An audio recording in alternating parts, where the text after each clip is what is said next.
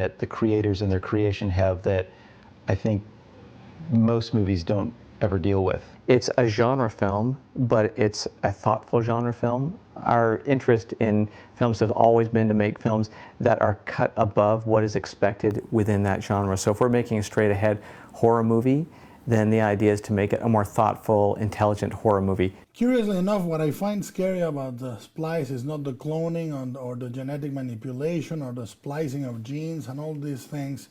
What I find is that it's a sort of a horrible family story. The difference between this and the kind of heroes fighting the monster is that they're nurturing the monster in this case. And the notion of falling in love or becoming infatuated with something that's not entirely human is...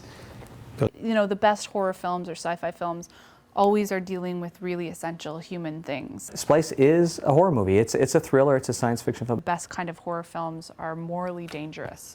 In so many ways it crossed the line, which I think is part of what the horror science fiction genre should do, is to cross those lines. I think it's really important to push where our fears lie, you know, even if they're ones that we don't want to address or take seriously. We're living in a world that is now science fiction has become a reality. I felt clearly Clive and Elsa in creating Dren and the way they create her make mistakes, just as any parents inevitably make mistakes, but that they're well intended. Dren! Dren, stop! Dren! I love this character. I don't think I've ever wanted to play a part as much as I wanted to play this part when I read her. I would have done anything to play this part.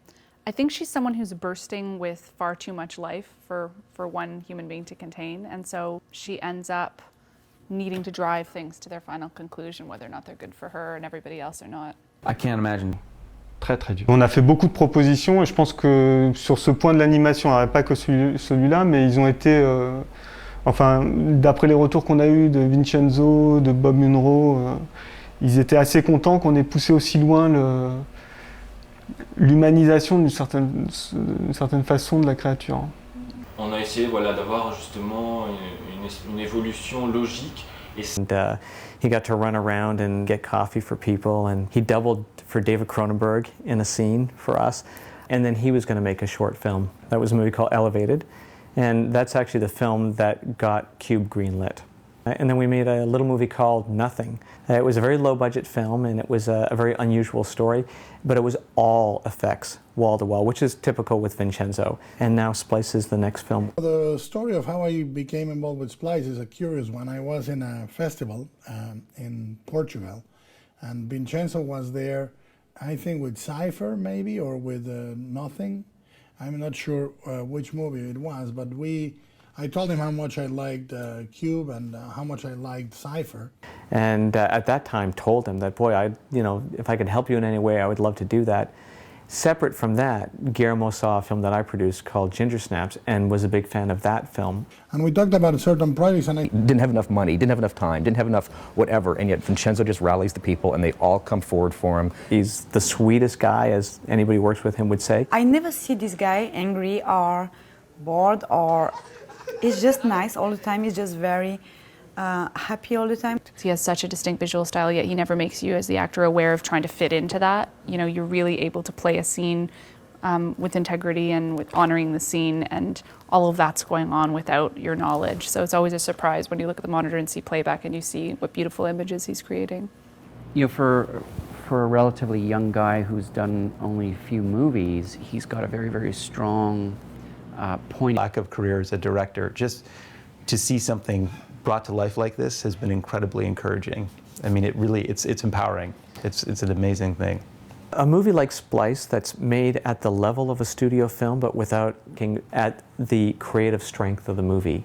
So Goma has put a lot of faith in us, a lot of faith in Vincenzo, but also a lot of faith in the whole co-production structure that we've put together.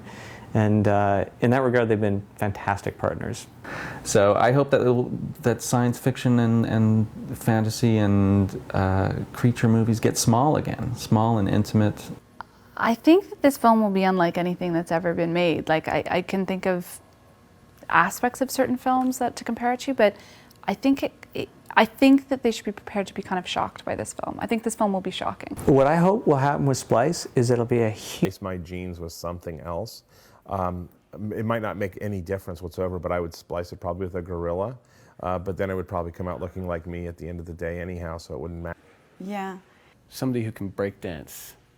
Can I splice myself with another human being who can break dance? I've always wanted to be a break dancer. I'd be like my dog. I'd just like be part me, part my dog. You know, he's like a Rottweiler with a corgi behind.